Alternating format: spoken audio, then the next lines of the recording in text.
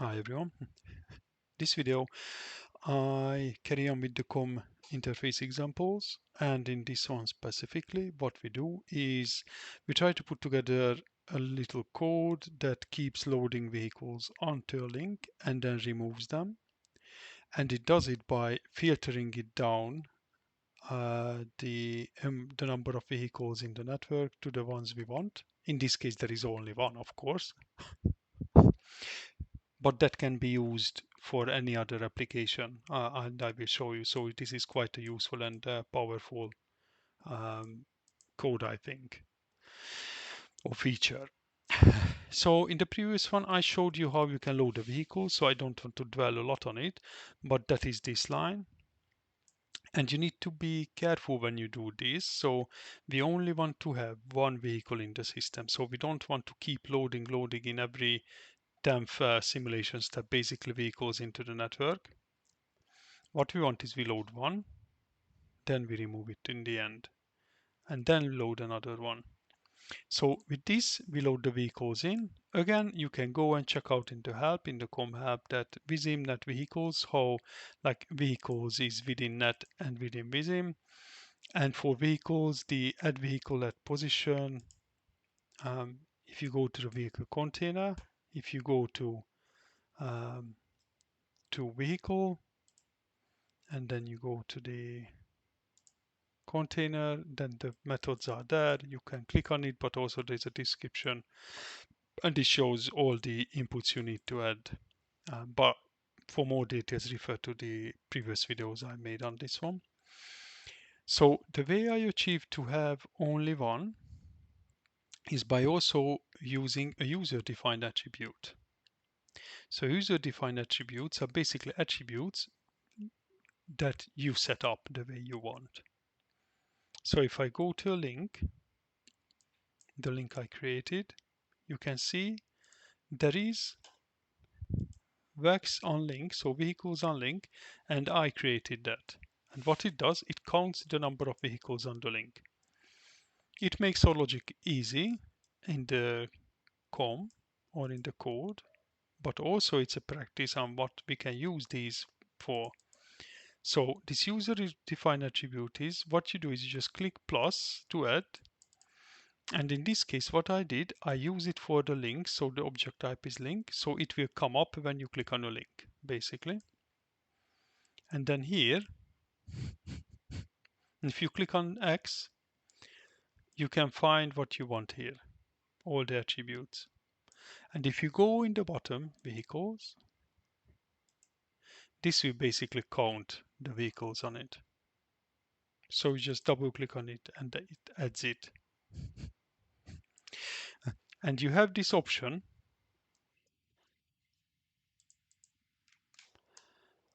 And let me just delete it back. So now it added it. And I just added a name, short name, long name. It can be different, but just keep it easy. And the data source type is select formula. And the data type is integer.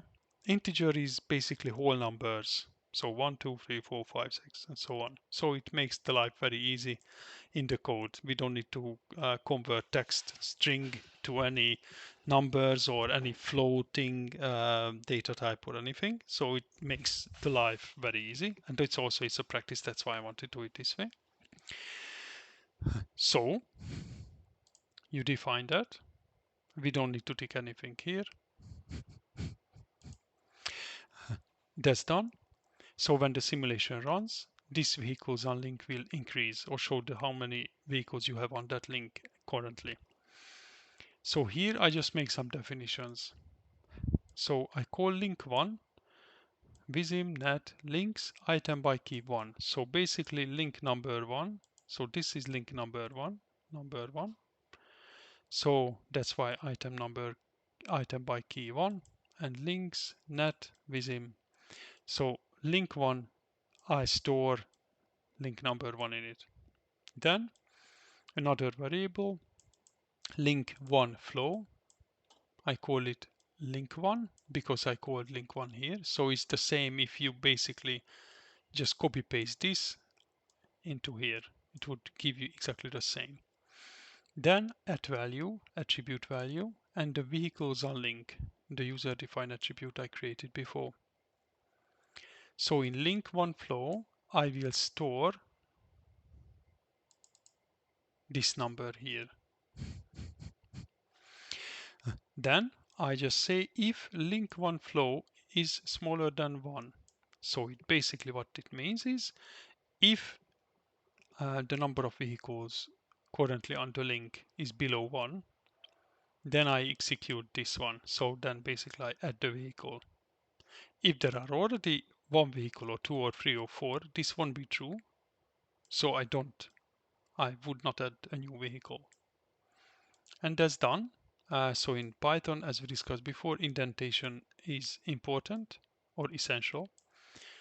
Since this line is not indented anymore, so there is no tabulator or space, this is not within the if. Filtered vehicles iterator. So I use this variable to basically filter down all the vehicles in the network that matches this. So what it does is it basically gathers all the vehicles in the network, VissimNet vehicles, so all the vehicles, then get filtered set. Again, if you go to the com hub, go to vehicles, and then go to the collection, then you can basically get the list of all vehicles by this get filtered set. Get a collection of all objects for which the given formula returns true. Filtering is applied instantly. Return collection will contain a fixed set of objects. So it basically gets you all the vehicles that meets this condition here. So where lane, so if we go to vehicle, attributes, here you can see what attributes we can check in com. If you see there is no link, but there is a lane. For lane, we discussed it in the previous video, so refer to that please for more info. It needs to be referenced like this as a text. 1 to 2. 1 is the link number, 2 is the lane number.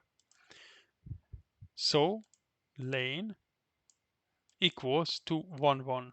So link number 1, lane number 1.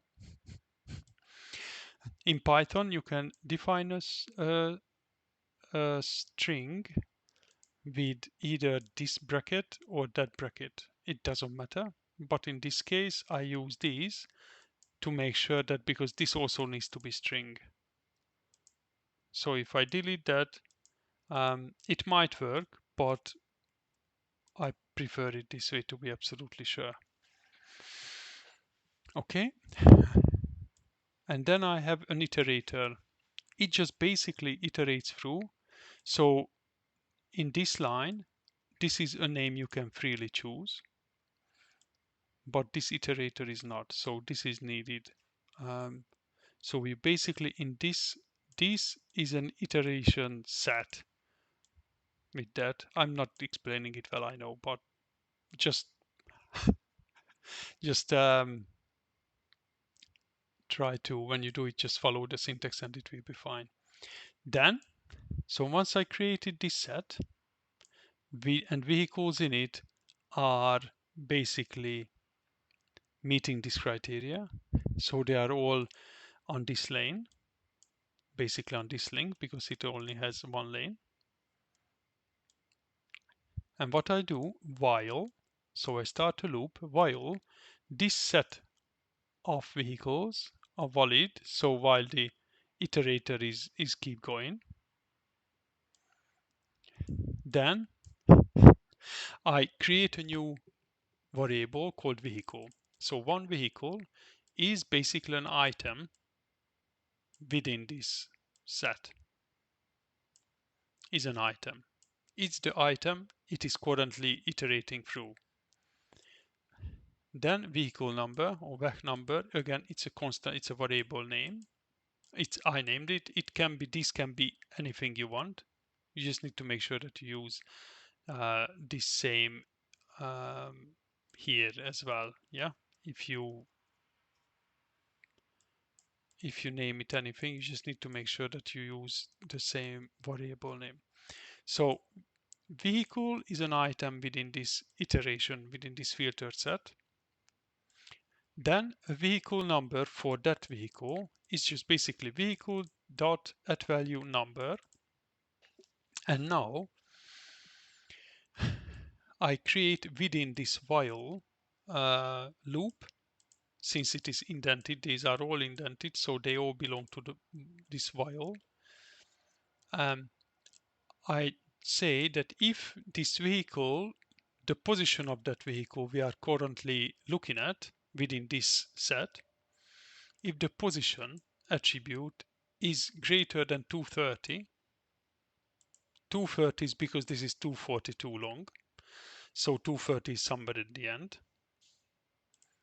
It's just an example, so it can be anything basically you want. So if it is over 230, then since it is indented, so if this condition is true, then I do vissim.net.vehicle dot remove vehicle number. Again, if you go back to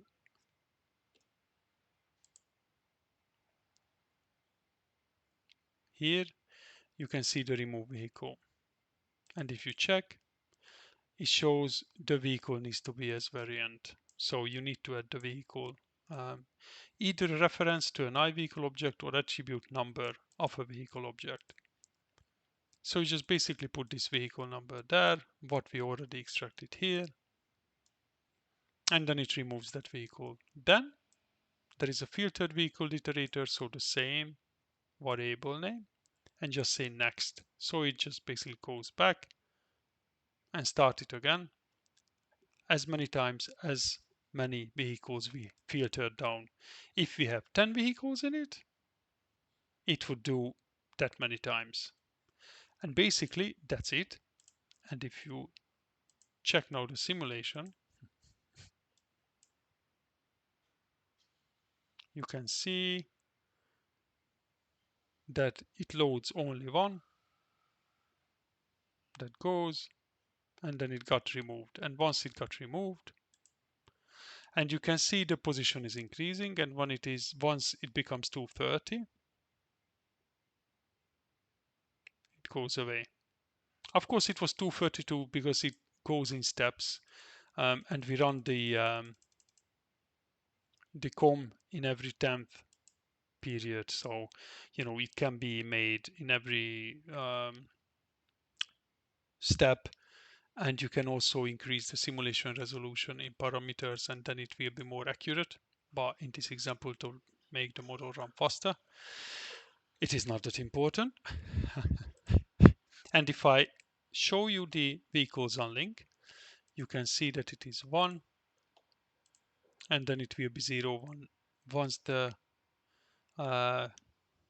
train is off, then it's 1 again when it gets loaded.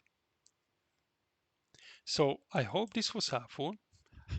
I welcome all your comments in the comment section. If you have any question or any recommendations for future videos, I will carry on this example, further develop it in the next one.